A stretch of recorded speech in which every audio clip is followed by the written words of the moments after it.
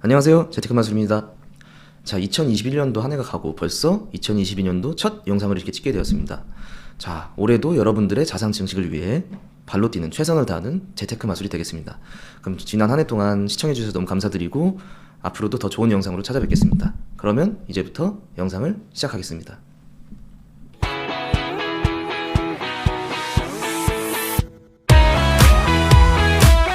오늘 알아볼 거는 자, 새해니까 정보성으로 갈 거예요. 처음부터 물건 얘기 안 하고. 그래서 2022년부터 달라지는 부동산 제도. 이제 올해는 이제 우리가 바뀌었잖아요. 올해는 어떻게 바뀌냐, 부동산 제도가. 미리 알고 대비하시면 좋겠죠. 여러분의 자산 증식에 설명 드릴게요. 총 3가지 카테고리로 나눠봤어요. 그래서 세금, 그리고 대출, 그리고 청약. 그래서 이 3가지 카테고리로 나눠봤고, 지금 디테일한 부분은 뒤에서 자세히 설명드릴 거기 때문에 일단 빠르게 제목만 읽고 진행할게요. 이런 내용들이 바뀐다 라고만 알고 계시면 될 것 같습니다. 자, 읽어갈게요. 고가 상가 겸용주택의 양도세 비과세 혜택이 변경이 된다. 그리고 1세대 1주택 비과세, 자, 맞는 이슈죠. 적용 대상이 주택 부수 토지 범위가 축소를 시킬 거예요. 그리고 동거주택에 대한 상속 공제 적용 대상이 확대가 될 것이다. 확대되면 이제 좋은 내용도 있어요. 자, 그다음 대출 분할 상환 확대 등 질적 건전성 제고한다. 자, 그리고 상환 능력 중심의 여신 심사 관행 확립. 뭐 별로 이건 중요한 내용이 아니고 중요한 내용이 DSR이 강화된다. 자, DSR이라는 용어를 모르시는 분들도 계시고 아는 분들도 계시기 때문에 요거는 조금 디테일하게 설명해드리고 갈게요. 자, 그다음 청약. 그래서 요거는 이제 통합 공공 임대주택. 거기서 이제 다자녀 기준이 2자녀 이상으로 확대가 될 것이다. 자, 요것도 체크하고 넘어갈게요. 자, 그러면은 여기서 잠깐.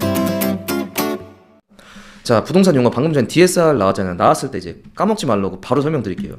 부동산 용어 하면은 이제 우리 대출 관련해서 뉴스에서 많이 나오는 단어들이 총 3개가 있어요. 이제 DSR 포함해서. 그럼 그게 뭐냐? 설명드릴게요. LTV란 한국말로 하면 주택담보대출 비율이다.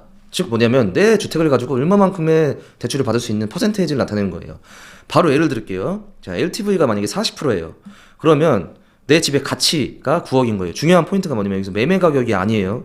가치를 나타내는 거예요. 그 지표가 있어요. 그래서 내가 살려는 집의 가치가 9억인데 요거 가지고 40%를 적용받으면 94, 36에서 4만 6천까지 대출이 가능하다. 즉 말씀드린 대로 말 그대로 주택담보대출 비율이에요. 내가 이 주택을 담보로 얼마만큼 대출 받을 수 있냐, 요 내용이고요. 그다음 DTI도 들어보셨을 거예요. 요거는 뭐냐면 다른 개념인데 LTV랑 총부채 상환 비율이다. 그럼 LTV랑 뭐가 다르냐? 자, LTV는 내가 가지고 있는 주택 아니면 내가 살 주택을 담보로 했잖아요. 이거는 내 소득이 담보인 거예요. 즉 소득에 대해서 대출이 얼만큼 나오냐. 근데 그게 뭐냐? 이것도 바로 예를 들으면서 설명드릴게요. 만약에 DTI가 50%이다. 이걸 가정하고 연소득이 만약에 4천만 원이에요. 내가 벌어들이는 소득이. 그럼 연간 이자가 어떻게 되냐? 4천만 원에 50%를 해보는 거예요. 그럼 뭐예요? 2천만 원이죠. 그 2천만 원이 뭐냐면 내가 내는 연 이자가 총 2천만 원을 초과하면 안 된다. 이 말은 즉슨 이자를 정해줬잖아요. 이자 상환액을. 그러니까 결국은 뭐냐? 이율마다 달라지겠죠. 소득은 소득에 대한 비율인데 뭐 연이자가 2%냐에 따라 3%냐에 따라서 다르게 대출금이 달라지는 거죠. 어쨌든 그 내는 이자 합계가 1년에 2천만 원을 넘으면 안 된다. 50%를 넘기지 말아라. 내 소득의 요 내용이고요.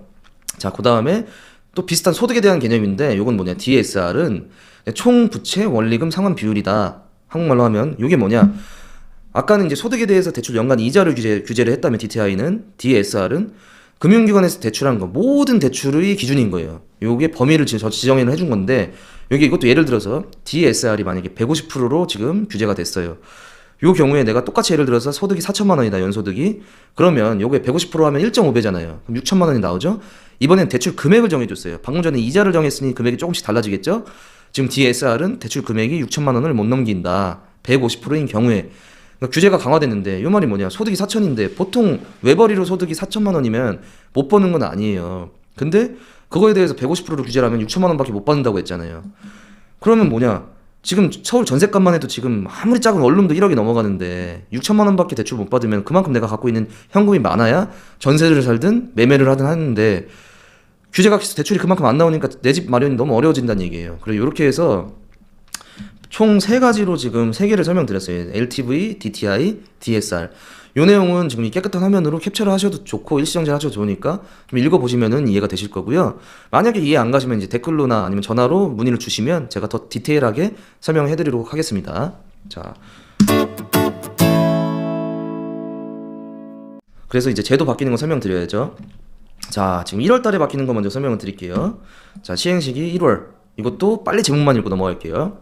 주택관리업자 및 사업자 선정에 투명성을 제고한다. 그 다음에 자, 좀 반가운 소식이 있어요. 무주택 청년의 월세 범위 내에서 최대 20만 원을 지원을 해준다. 그 다음에 외국인 임대사업자 등록 관리를 강화하겠다. 그 다음에 빈집 실태조사 의무화 등 도시지역 빈집 정비기관을 마련하겠다. 빈집을 어떻게 해결을 하겠다. 그 다음에 200가구 미만 소규모 주택에 대해서 인센티브를 부여하겠다. 자, 그래서 1월달에 시행되는 건 요 내용이고요. 그 다음에 2월달 시행되는 건 뭐가 있냐. 건축물 피난 방화 구조 등 기준이 변경이 된다. 어떻게 되는지는 이따가 보실 거고, 그다음 4월달에 시행되는 것도 하나 있어요. 농지 원부 필지별로 작성을 해야 한다. 그러니까 우리가 농지를 취득하면은 이제 농지 원부라는 거를 작성을 해야 되는데 이게 어떻게 되는지에 관련된 내용이에요. 그다음에 7월달에 두 가지가 총 시행이 돼요. 그래서 아파트 층간소음 사후 확인제도 도입. 그러니까 아파트 층간소음을 잡겠다. 이런 내용이고, 그다음에 이제 실거주, 내가 실제로 사는 거죠. 그에 대한 주택 전세 대출금은 지역 건보료 산정에서 제외한다. 요것도 뒤에 설명드릴 거고요. 그다음에 시행 시기가 이제 원로 디테일하게 구체화되진 않았지만 올해 안에 할 것이다 라는 내용이 공유 주거 서비스 활성화를 위한 기준 마련된다. 그다음에 요즘 전기차 뭐 수소차 되게 많이들 타시잖아요. 그거에 대한 내용인데 새 아파트 전기차 충전 주차면이죠. 전기차 충전할 수 있는 주차 공간을 5% 의무화한다. 요 내용이 이제 올해 안에 시행이 될 거예요. 자, 그러면 이제 월별로 봐야겠죠. 1월달 볼게요. 자, 1월달 첫 번째. 자, 고가 상가 겸용주택 양도세 비과세 혜택 변경이 된다. 혜택이 어떻게 변경이 되냐? 자, 개정되기 전에는 어떻게 돼 있었냐면 1가구 1주택이에요. 기준이 전제가. 그래서 소유한 9억 원을 초과한 9억 원 넘은 고가 주택이죠. 초과한 상가 겸용주택. 쉽게 말씀드려 상가주택은 밑에 상가 있고 막 위에 주인집 있고 이런 주택 다들 아시잖아요. 보신 적 많으시죠? 이 주택 면적이 상가 면적보다 클 경우에 원래는 그냥 주택이 크니까 상가도 주택이야. 그래서 9억 원 이하 양도 차익에 대해서 비과세를 적용해주겠다 이런 거였어요. 근데 이제 규제를 하겠다요. 개정 이제 올해부터 적용되는 게 양도했을 때 9억 원 초과 상가 주택은 이제 주택 부분만 포함이 되겠다는 거예요. 상가 부분은 상가 부분대로 세금을 내고 주택 부분만 양도세 비과세 혜택을 주겠다. 그리고 장특공제를 해주겠다. 강화를 하겠다 이거죠. 그래서 전망이 어떻게 될 것이냐면 사실상 이제 9억 이하 이제 가격을 얘기했는데 사실상 그렇게 많지는 않고 이제 보통 서울이나 수도권을 지금 규제를 하잖아요. 우리가 지금 너무 과밀이 되어 있기 때문에 솔직히 대부분의 상가 겸용주택 9억은 그냥 넘어가요. 아파트 한 채도 솔직히 지금 10억이 넘어가는 추세인데 그렇기 때문에 어쨌든 규제를 하겠다니까 비과세 혜택을 받을 소유자들이 줄어들 것이다. 이렇게 전망을 볼 수 있고요. 자, 두 번째로 자, 1세대 1주택 비과세 적용 대상 주택이 있어요. 이 주택인데 이 주택의 부수 토지에 대한 범위가 축소될 것이다. 자, 요 내용도 설명드릴게요. 자, 작년까지 이제 올해 해가 바뀌었으니까 작년 21년도까지는 1세대 1주택 부수 토지 범위가 이제 용도 지역 구분 없이 주택 정착면 바닥에 닿아 있는 부분 있잖아요. 그 면적이 5배까지 이제 토지로 인정을 해줬어요. 근데 용도 지역에 대한 개념이 있으신 분들도 있고 없으신 분들도 계실 텐데 만약에 용도 지역을 모르시겠으면 제가 따로 한번 또 자료를 만들어 볼게요. 일단은 그냥 한번 넘어가 보시고 용도 지역 구분이 없었다. 근데 개정이 되고 규제가 어떻게 됐냐? 이제 올해부터 22년도부터 이제 수도권 도시 지역 중 용도 지역 중에 하나예요. 도시 지역은 주상공업지역은 주택 정착면의 3배를 하겠다. 줄어든 거예요. 이제 토지 범위가 줄어든 거고 그 다음에 이제 도시지역 중에 주거, 상업, 공업지역 단 마지막에 녹지지역이 있거든요. 그래서 주상공록해서 4가지로 외우는데 녹지지역은 수도권의 녹지지역인 거예요. 수도권 녹지지역은 5배까지 비과세 혜택을 받는다. 그러니까 3배, 5배 나눠진 거예요. 분리를 한 거고. 자, 그래서 이제 전망이 뭐냐면 이제 수도권 도시지역이죠. 위치한 특히 주거, 상업, 공업지역의 양도세 비과세 혜택이 줄어들게 될 것이다. 강화를 하겠다. 요 내용입니다. 자, 그 다음으로 자, 동거주택 상속공제 적용 대상 확대한다. 자, 요 내용 제목만 들어서는 좀 어려울 수가 있어요. 그래서 지금 바뀌기 전에 작년까지 2021년도까지 어떻게 돼 있냐? 상속인, 이제 물려주는 사람이죠. 피상속인, 물려받는 사람이 이제 주택 하나의 주택에서 10년 이상, 10년이에요. 10년 이상 거주를 했을 때만 해당이 되는 건데 그때 상속주택 가액 전부를 공제받는 범위가 이 누가 이제 상속받는 사람의 범위를 어떻게 지정했냐면 직계 비속, 즉 직계 자식을 말씀드리는 거예요. 로 제안을 했었어요. 이게 그러니까 뭐냐면 사실상 어쩔 수 없이 돌아가시고 나면 이제 상속을 받게 되잖아요, 법적으로. 근데 이게 같이 거주한 건 투기가 아니다라고 해서 이제 좀 가액 전부를 공제받는 제도가 있는데 요게 이 범위가 그 공제받는 그 사람의 그 범위가 직계 비속으로 제한을 했었는데 이제 올해부터 22년도부터는 어떻게 되냐면 그 상속인의 범위가 확대가 돼요. 아들, 딸, 자식만 있는 게 아니라 이제 혹시 며느리나 사위가 있을 수도 있잖아요.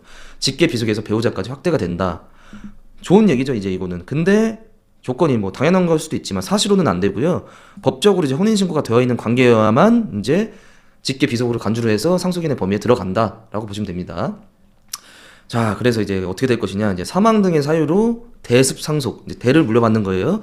받은 직계 비속의 배우자도 공제를 받게 된다라는 내용인 거죠. 이렇게 보시면 될 것 같고, 그 다음 1월달 지금 하고 있죠. 이어서 할게요. 이제 대출 분할 상환 확대 등 이제 질적 건전성을 제고하겠다. 자, 분할 상환을 확대하겠다는 내용이에요. 나눠서 갚아라 이 내용이죠. 그래서 22년도 1월부터 주담대의 분할 상환 목표치를 상향 조정하겠다, 올려주겠다. 그리고 전세 대출과 신용 대출의 분할 상환도 유도를 하겠다, 나눠서 갚을 수 있게 해주겠다. 자, 적용이 어떻게 되냐? 원래 작년 6월 말까지 73.8%였어요 목표치가. 근데 이제 개별 주담대 비율이 분할 상환 목표가 80%로 상향된다. 자, 그리고 다른 내용인데 이제 전세 대출 분할 상환은 우수 금융사의 정책 모기지 배정을 우대하는 식으로 촉진할 예정이다. 너무 복잡하게 생각하실 필요 없이 그냥 분할 상환을 확대를 하겠다. 이렇게 보시면 될 것 같아요. 그래서 앞으로 나올 전방이 어떻게 될 건지가 중요하잖아요. 그 내용이 자, 이자와 원금을 함께 상환, 원리금을 상환한다고 하죠. 하기 때문에 상대적으로 월 주거비가 적은 거죠. 그래서 월세 수요가 늘어날 전망인 거고요. 자, 두 번째로 이제 분할 상환 확산으로 자, 한 번에 갚으라는 일시 상환의 위험이 경감되는 거예요. 한 번에 갚기가 사실 빌릴 때는 이제 급해서 빌린 건데 한 번에 또 갚으라면 또 힘들 수가 있잖아요. 왜냐면 월급을 받으시는 분들이 대부분이시기 때문에 한 번에 현금으로 보유하고 계신 분들은 많이 안 계실 거란 말이에요. 그래서 일시 상환의 위험을 경감한다. 그리고 자, 외부 충격에 대한, 자, 외부 충격이라 하면 많아요. 얘가 예를 들어서 지금 소득 감소라고 써놨지만 뭐 예를 들어서 뭐 오일 쇼크라든지 뭐 IMF라든지 다 외부의 요인으로 지금 충격이 가해진 거잖아요. 즉 외부 충격에 대한 가계 부채의 구조적 안정성을 기대할 수 있다. 그러니까 나눠서 갚을 수 있으니까 그만큼 한 번에 많은 목돈이 필요 없다는 내용이잖아요. 그래서 이렇게 전망만 간략하게 보시면 될 것 같고요. 자, 그 다음 넘어갈게요. 그래서 그 다음으로 제2금융권 관리를 강화하겠다. 그 다음에 아까 요 내용 때문에 길게 설명드린 거 있잖아요. 그 부동산 용어 및 DSR 규제 조기 시행하겠다. 빨리 시행하겠다. DSR을 규제를 하겠다는 건데 취지가 뭐냐면 이제 지금 너무 가계부채가 너무 많잖아요. 대출이 너무 많이 받아서 지금 힘들잖아요, 가계가. 그 급증을 막기 위해서 이제 DSR 확대 적용이 앞당겨 시행된다. 그리고 이금융권 하면 이제 새마을금고라든지 뭐 저축은행이라든지의 DSR 기준도 강화된다. 이게 취지인데요. 그래서 어떻게 바뀌었냐? 올해 1월부터 주담대, 뭐 신용대출, 카드론 등 이제 총 대출 금액이 다 내가 받은 대출의 총 대출 금액이 어떤 대출 상품을 막론하고 2억 원을 넘기게 되면 이제 개인별 DSR 규제가 적용이 된다가 되고요. 이제 2억이면 사실 그냥 전세만 받아도 2억을 넘기게 되는데 규제를 하겠다 이 내용이죠. 근데 이제 1월부터 그렇게 되는데 또 7월부터는 올해 7월부터는 더 규제가 돼요. 대출 금액이 1억 원 초과로 규제가 더 확대됐어요. 자, 이렇게 되면 돼요. 1월에는 이제 1월부터 6월까지는 2억 원, 그리고 7월 이후부터는 1억 원 초과로 DSR이 규제가 확대된다. DSR이 아직도 헷갈리시면 앞부분으로 넘어가셔서 한번 더 보시면 이해가 되실 거예요. 자, 그 다음에 제2금융권 또 DSR이 지금 60%로 적용돼 있어요. 지금 규제가. 근데 그 기준이 50%로 1월부터 지금 올해부터죠. 하향이 된다. 강화가 된다. 요 내용이에요. 대출을 못 받게 하겠다. 요 내용이죠. 그래서 전망이 지금 예전에 비해서 지금 대출 가능성이 줄었잖아요. 이렇게 규제를 하면서 결국은 뭐냐? 주택을 살 수 있는 사람이 많이 없어진다. 주택 구매력이 감소가 될 것이다. 불가피할 것이다. 라는 게 결론인 거예요. 자, 그 다음에 이제 주택 관리업자 및 사업자 선정의 투명성을 제고하겠다. 자, 이 취지도 마찬가지예요. 이제 공동주택의 각종 입찰 절차를 개선하기 위한 건데 뭐 입찰 되게 많아요. 뭐 사업자 선정부터 시공사 뭐 선정하고 다 입찰로 이루어지잖아요. 자, 그거에 대해서 이제 지금 취지를 이제 개선하겠다. 절차를 어떻게 바뀌냐? 바뀌는 것만 보시면 돼요. 자, 투명성 제고를 위해서 원래는 이제 현행이 아니죠. 이제는 원래는 최저가 낙찰 방식이었는데 지금은 이제 적격 심사 방식까지로 확대됐어요. 그러니까 이것저것 따지겠다는 거예요. 사업자 선정을 위해서. 그럼 뭐냐? 신규 사업자를 이제 입찰 참여 확대를 하기 위해서 이제 기존에 너무 큰 대기업들이나 기존에 이제 받고 있는 사람들 있잖아요. 그거 이외에도 신규 사업자도 할 기회가 있어야 되잖아요. 그 확대를 위해서 어떻게 되냐? 사업 실적 인정 범위를 확대를 해주는 거예요. 3년이 아니라 5년 동안 봐주겠다. 그리고 실적도 최대 10건을 지금 봐주겠다는데 이제 5건으로 줄여주겠다. 요 정도만 아시면 될 것 같아요. 요거는 크게 우리 자산 증식에 뭐 크게 큰 내용을 바뀌는 게 아니기 때문에 요 정도로만 아시면 된다. 그리고 자, 이번에는 조금 이제 계속 안 좋은 규제만 나왔는데 그나마 조금 좋은 소식이 있어요. 무주택 청년에게 월세 최대 20만 원을 지원을 해주겠다. 자, 그러니까 뭐냐면 집이 없잖아요. 월세 사는 사람들이 집이 어디 있어요. 물론 이제 집이 있는데 이제 호화스러운 월세를 사시는 분들도 계시지만 저같이 평범한 사람들은 집이 없을 거 아니에요. 월세를 사시는 분들은. 그러면 청년이잖아요. 거기다가 젊으신 분들인데 집이 구하기가 더 힘들겠죠? 그때 월세를 20만 원 지원해주겠다는데 이제 취지가 이제 청년들 힘드니까 좀 도와주겠다. 그래서 이 내용이 뭐냐면 제목이 청년 월세 지원 사업이라는 게 있어요. 이건 찾아보시면 금방 나올 건데 요게 올해 22년도부터 3년 동안 시행이 될 거예요. 그럼 이제 대상이 중요한데 누가 이 혜택을 받을 수 있냐? 이건 조금 까다로워요. 이제 독립이면서 혼자 사는 거죠. 집이 없어야 돼요. 근데 청년이어야 되고. 근데 이 청년 본인의 소득이 중위소득, 이제 소득군이 있잖아요. 그때 60% 이하에 들어야 된다. 근데 이게 다 엔드의 개념이에요. 미세 개념이라서 이러면서 이제 부모님이 사는 원 가구 소득이 100% 이하여야 된다. 즉 가난한 사람의 가난한 집안의 무주택이어야 된다. 청년이 요 내용인데 물론 그런 분들한테는 굉장히 좋은데 부모님은 잘 사시지만 내가 못 살 수도 있잖아요. 내가 힘들 수도 있어서 월세가 부담이 될 수도 있는데 이런 분들한테는 조금 더 개선이 필요하지 않을까라는 개인적인 생각이 들어요. 그래서 전망을 어떻게 썼냐면 저소득 무주택 청년들의 주거 문제가 일부 그러니까 이거 다 충족한 분들한테만 해결이 된다. 그래서 일부라고 쓴 거고요. 뭐 어쨌든 지원해주는 거는 나라에서 배려를 해주는 거니까 이제 좋은 내용이라고 볼 수 있겠죠. 자, 그 다음에 이번엔 또 규제가 나왔어요. 근데 우리 규제는 아니고 자 외국인 규제인 거예요.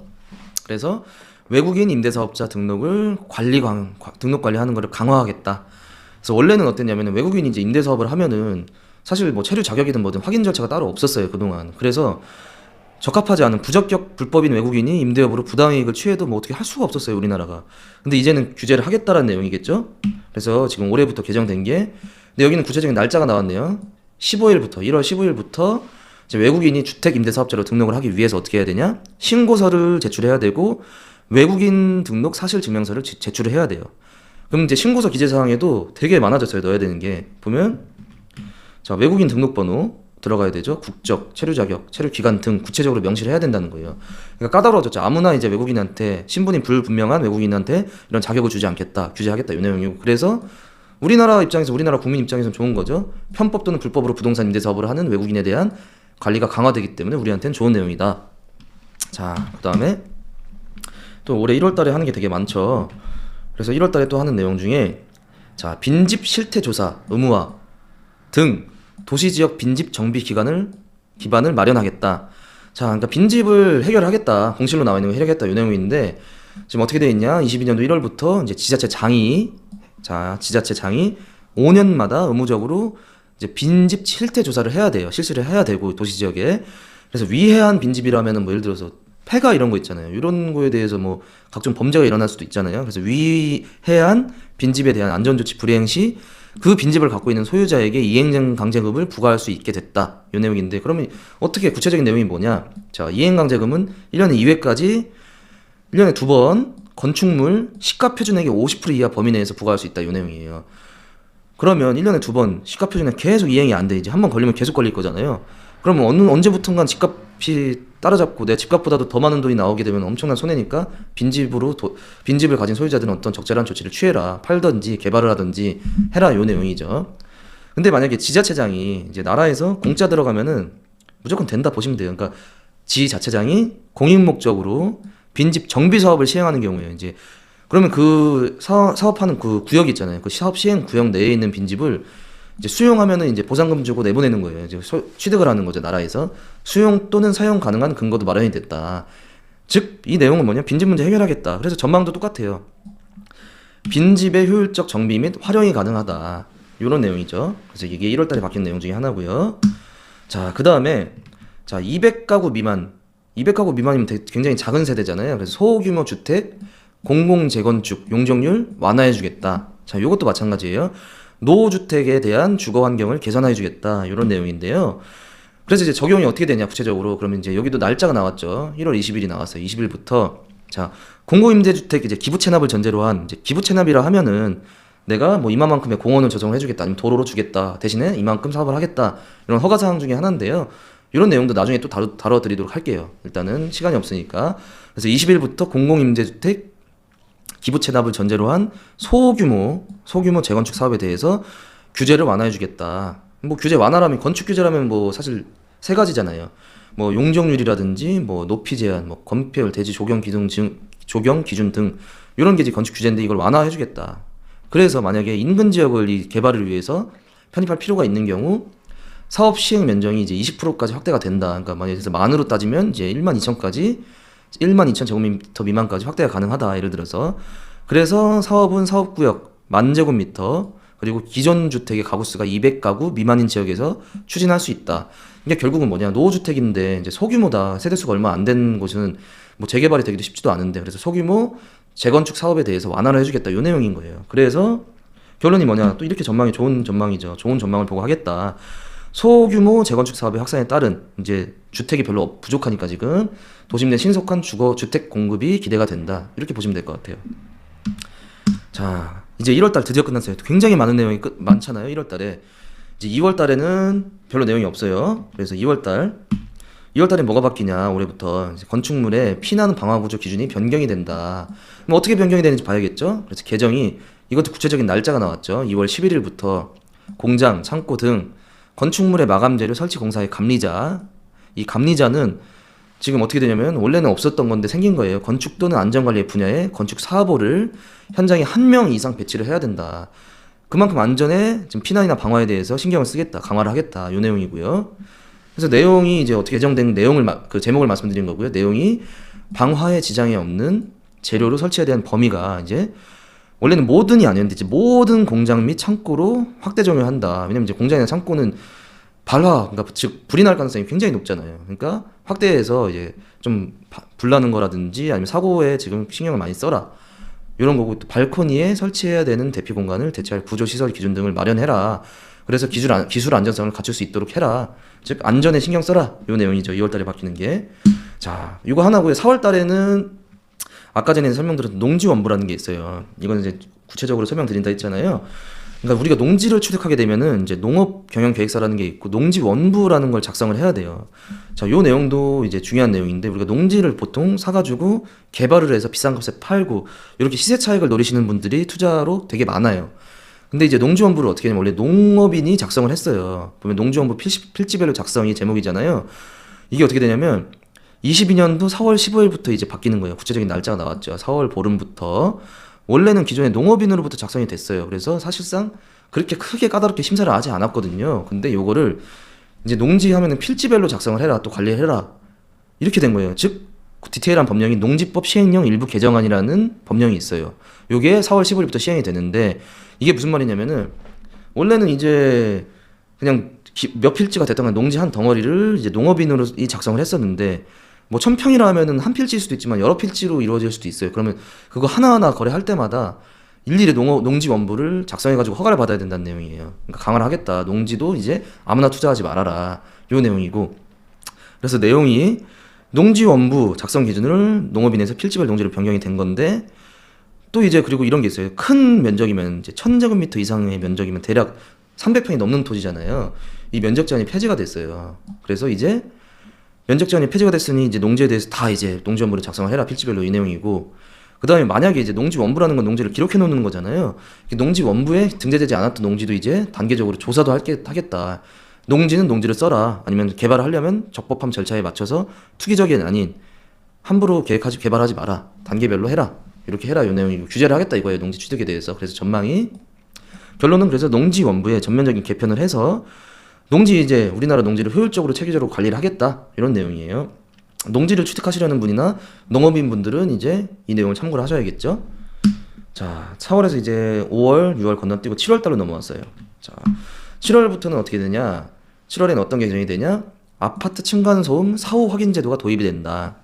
우리가 층간소음으로 많은 뉴스가 나왔어요. 사건 사고가 많았는데 요거에 대해서 어떻게 개정을 하겠다. 그럼 어떻게 시행되냐?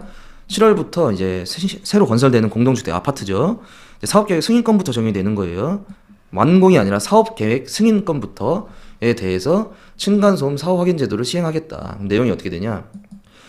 지금 이제 완충제 자재 가지고 이제 소음 차단 성능을 평가하는 게 있어요. 뭐 이건 자세히 아실 필요는 없어요. 근데 사전 인정 제도는 이제 폐지가 되는 거예요. 이제 다 짓고 사업자 개개인 승인 받은 것부터 이제 제대로 진짜 이게 방음이 되는지 소음이 방음이 되는지를 확인한다 이거예요. 그전에는 서류상으로만 받아놓고 그 다음에 어떻게 되는지 신경도 안 썼다면. 그래서 앞으로 단지별로 5%를 선정을 할 거예요. 그래서 성능을 측정하고 만약에 미치지 못했어요. 기준에 안 맞아요. 그러면 개선 권고를 하게 돼요. 이제 고쳐라. 이렇게 하면 안 된다. 층간소음을 하면 안 된다. 이제 근데 권고하고 아무런 제재가 없으면 안 되잖아요. 그래서 권고를 무시할 경우에 이게 아파트는 문제가 있다. 성능 미달이 됐다라는 걸 대외적으로 공표를 하겠다. 추가적인 제재가 가해질 것이다. 그러니까 너네 아파트 공사하는 사람들 제대로 해라. 공사. 이런 내용인 거예요. 그리고 또 측정값이 쌓여가지고 제대로 하는 시공사도 많잖아요. 그러면 우수 시공사를 발표해서 이제 더더욱 더 이제 층간소음 문제가 해결이 될 수 있도록 이제 개정을 하겠다. 7월 달에는 이런 걸 하겠다. 이런 내용입니다. 자, 그다음에 이제 두 번째로 7월 달에 또 뭐가 개정이 되냐?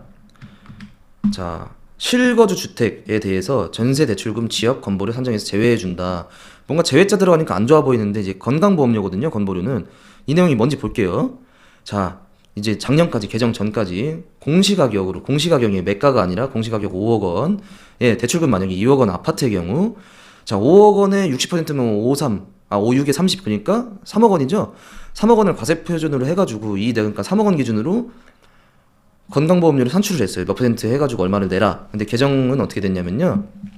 자 올해 7월부터 건강보험료를 산정을 할 때 대통령령으로 정한 기준 이하의 주택이죠. 그거를 실거주 목적이에요. 실거주, 실제로 내가 살 거예요. 목적으로 사거나 아니면은 전세를 들어가거나 대출금을 제외를 해준다. 이게 무슨 말이냐? 과세 표준을 산정했을 때 과세 표준이 작아지면은 그 산정 기준이 작아지면은 그 비율에 대한 그 최종 결론에 나오는 세금도 금액도 낮아질 거잖아요.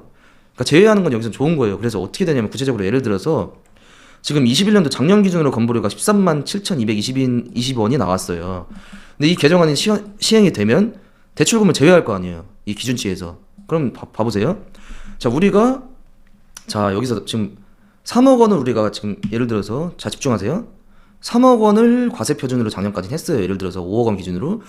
근데 여기서 대출금이 2억이랬잖아요. 그러면 그 2억 원을 제외를 하잖아요. 그러면 뭐예요? 3억 빼기 2억이니까 1억 원이 남잖아요. 요것만 과세 표준액으로 한다는 얘기예요. 그러니까 지금 이 내용을 비교를 하시는 거예요. 이 내용을 공시가격 5억 원 그리고 3억 원을 과세 표준을 했었는데 여기서 대출금 2억 원을 빼주겠다. 그래서 빼서 3억에서 2억 뺀 1억 원만 과세 표준을 해서 거기에 대한 비율로 했을 때 건강보험료가 88,450원으로 즉 36%로 48,770원 가량이 낮아진 거죠. 금액이. 그러니까 내야 되는 건강보험료가 낮아진 거예요. 좋은 거죠. 그러니까 이 내용은 우리한테 좀 유익한 내용이니까 뭐 일시정지를 하시든 아니면 캡처를 하시든 좀 보시면 좀 도움이 많이 되실 것 같습니다. 7월 달에 이렇게 바뀌고 그 다음에 이제 마지막 내용이에요. 이제 아직은 정확히 몇 월 달에 몇 월 며칠에 하겠다는 아니지만 국회 통과를 한 것도 있고 거의 확정적으로 지금 이렇게 하겠다 시행을 하겠다라고 발표가 난 것들인데요. 자 그래서 연중을 해드린 거예요. 올해 안에 이게 될 것이다.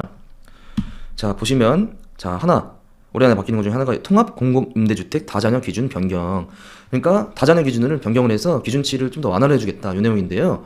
22년도부터 다자녀 가구 지원이 이제 원래 3명 이상을 자식이 있었을 때인데 어떤 혜택이 주어졌어요. 근데 이제 2자녀 요즘에 워낙 저출산 시대이기 때문에 사실 2명 낳는 것도 요즘 기준은 적은 건 아니에요. 그래서 2자녀로 확대를 해주겠다.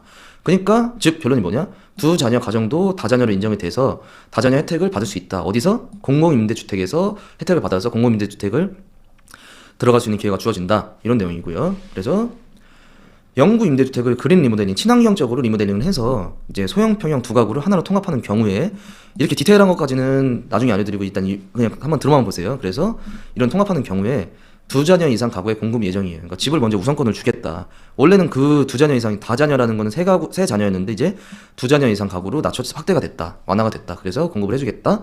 그 다음에 그래서 매입 임대 이거와 더불어서 매입 임대 보증금과 전세 임대료도 인하를 해주겠다. 다자녀의 경우에. 근데 그 다자녀 3명에서 2명으로 좋아졌다. 완화가 됐다. 근데 이제 여기서 개념이 없을 수도 있어요. 통합 공공임대주택이 뭔지.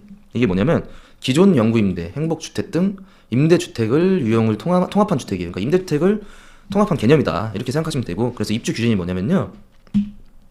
누가 들어갈 수 있냐. 기준이 가구의 월 평균 소득이 기존 중위소득 150% 이하여야 된다. 기본 중위소득 150% 이하 되는 분들만 들어갈 수가 있다. 그러니까 실제로 이 집이 필요한 사람들한테 주겠다는 거예요. 이거는 뭐 큰 규제는 아니라고 봐요. 그래서 또 총 자산이 소득 3분위, 그러니까 5분위 전체 5분위 기준에서 3분위의 그 순자산 평균값이 자 그 평균값 2020년도 기준으로 2억 8,800만 원이에요. 2.88억 원 이하인 경우 무주택 세대 구성원이다라고 볼 수 있어요. 이런 분들이 들어갈 수가 있다. 어디에? 통합 임대 공공주택에 들어갈 수 있는 기준이 된다라고 보시면 될 것 같습니다. 자, 그다음 올해 안에 또 뭐가 바뀌냐? 뭐 이 내용은 솔직히 하도 뉴스에서 전기차나 뭐 이런 친환경차가 많이 나와서 되게 익숙하실 거예요. 근데 구체적인 내용이 새 아파트 전기차 충전 주차면 5% 의무화. 그러니까 시행이 올해부터 2022년도부터 시행이 될 건데 아파트를 새로 짓잖아요. 그리고 전국에 있는 모든 노회 바깥에 있는 주차장은 이 전기차를 충전할 수 있는 주차면을 5% 이상 만들어 놔야 돼요.